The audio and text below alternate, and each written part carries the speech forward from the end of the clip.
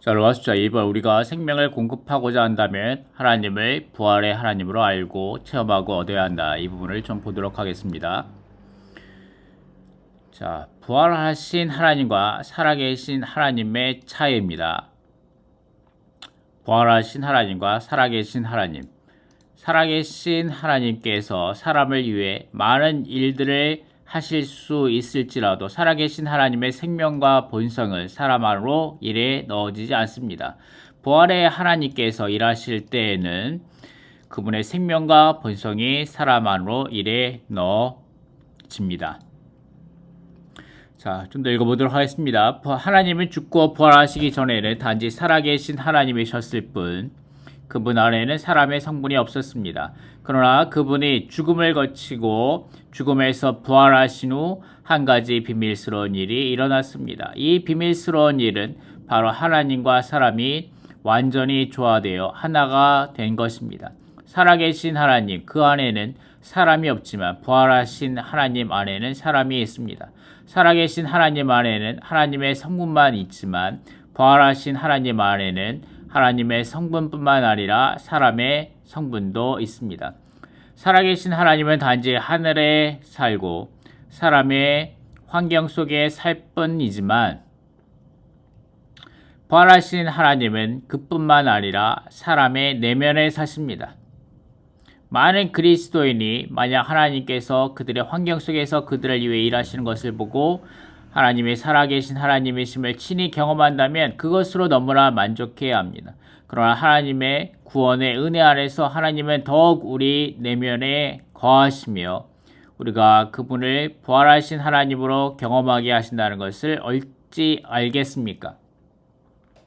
그분은 우리 밖에서 우리를 위해 일하시고 우리의 모든 어려움을 해결해 주실 뿐만 아니라 더욱이 우리 내면에서 우리가 살아갈 수 있도록 이끄시며 모든 죽음과 죽음의 요소를 이기게 하십니다.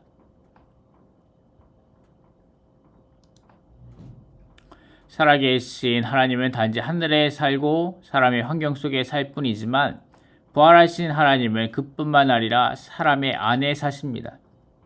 많은 그리스도인이 만약 하나님께서 그들의 환경 속에서 그들을 위해 일하시는 것을 보고 하나님이 살아계신 하나님이심을 친히 경험한다면 그것으로 너무나 만족해야 합니다. 하지만 하나님의 구원의 은혜 안에서 하나님은 더욱 우리 안에 거하시며 우리가 그분을 부활하신 하나님으로 경험하게 하신다는 것을 어찌 알겠습니까? 그분은 우리 밖에서 우리를 위해 일하시고 우리의 모든 어려움을 해결해 주실 수 있을 뿐만 아니라 더욱이 우리 안에서 우리가 살아갈 수 있도록 이끄시며 모든 죽음과 죽음의 요소를 이기게 하십니다. 아멘. 그러므로 형제자매님들 우리가 생명을 공급하는 사람이 되고자 한다면 살아계신 하나님을 체험하는 것만으로는 부족합니다. 어떤 사람은 주차할 곳을 찾지 못해 기도하다가 주차할 곳을 찾고 어떠한 사람은 버스를 기다리면서 기도하다가 버스를 타게 됩니다. 어떤 사람은 일을 위해 기도하다가 기적적으로 일을 찾게 됩니다. 이는 살아계신 하나님을 체험하는 것입니다. 외적인 환경 안에서 우리의 어려움을 제거해 주시는 하나님을 체험하는 것입니다. 그러나 더욱 보배로운 것은 부활하신 하나님을 체험하는 것입니다. 우리는 우리 안에서 그분의 부활 생명을 신성한 본성을 우리 안으로 분배하고 계십니다. 우리는 이러한 부활의 하나님을 체험함으로 말미암아 우리가 체험한 그리스도를 사람들에게 생명으로 공급할 수 있습니다.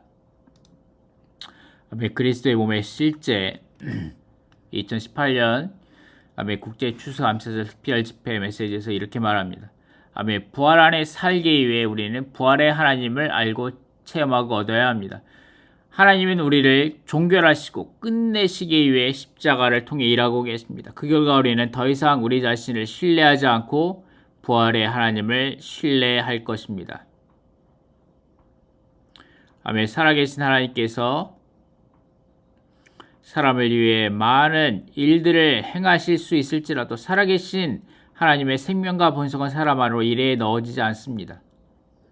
그러나 부활의 하나님께서 일하실 때는 그분의 생명과 본성이 사람 안으로 일에 넣어집니다. 아멘. 하나님은 외적인 행동으로 그분의 능력을 알리려고 일하시는 것이 아니라 그분 자신을 사람 안에 나누어 주시려고 일에 넣으시려고 일하고 계십니다. 하나님은 그분의 생명과 본성을 우리 안에 일에 넣으시기 위해 환경을 사용하십니다. 부활 안에 살고 부활의 하나님으로 조성되기 위해서 우리는 반드시 모든 것을 통해서 하나님의 맏아들이신 그리스도의 형상과 같은 형상을 이루어야 합니다. 이 우주에 고난이 있는 주된 목적은 특별히 하나님의 자녀들과 관련해서 고난을 통해 하나님의 본성 자체가 사람의 본성 안으로 일에 넣어져서 사람이 하나님을 가장 충만한 정도까지 얻도록 하시려는 것입니다. 우리가 여러 환난을 통과할 때 매일 우리 안에서 새롭게 됨이 계속해서 일어나야 합니다. 그럴 때 하나님은 우리를 새 예루살렘으로 만드시는 그분의 마음의 갈망을 성취할 수 있으실 것입니다. 아멘. 그리스도의 몸의 실제 안에 살기 위해 우리는 전적으로 그리스도의 부활 생명 안에 있어야 합니다. 교회는 전적으로 그리스도의 요소로 이루어지고 전적으로 부활 안에 있으며 전적으로 하늘의 영역 안에 있습니다. 그리스도의 몸인 교회를 예표하는 금 등잔 때는 자라고 가지를 내고 봉오리를 맺고 꽃을 피워서 빛을 내시는 부활 생명이신 그리스도를 예표합니다. 아멘. 우리가 타고난 생명에 의해 살지 않고 우리 안에 있는 신성한 생명에 의해 살 때 우리는 부활 안에 있게 됩니다. 이것의 결과가 바로 그리스도의 몸입니다.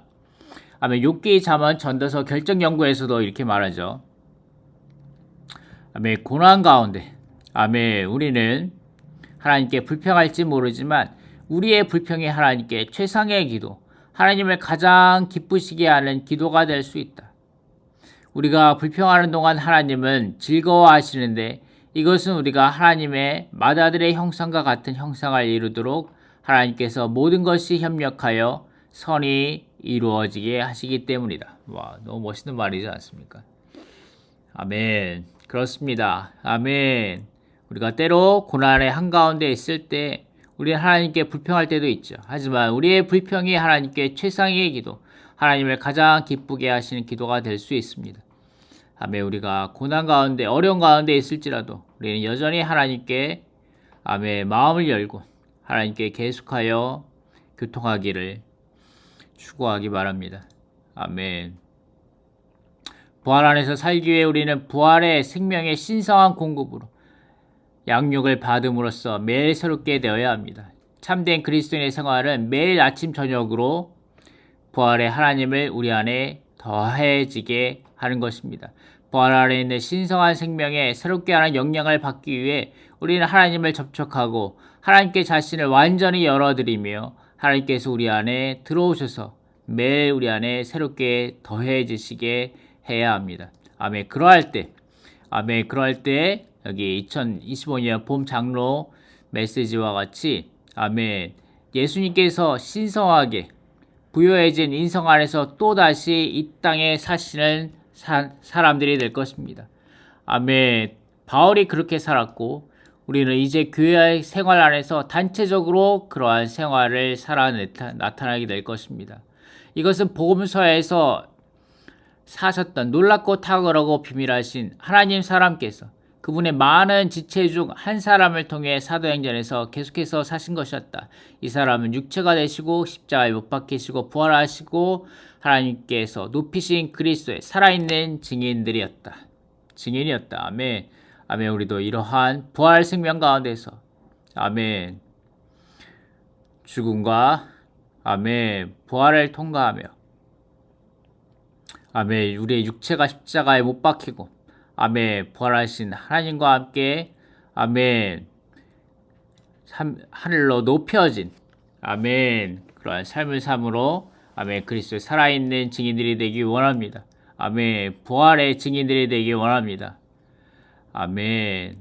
감사합니다.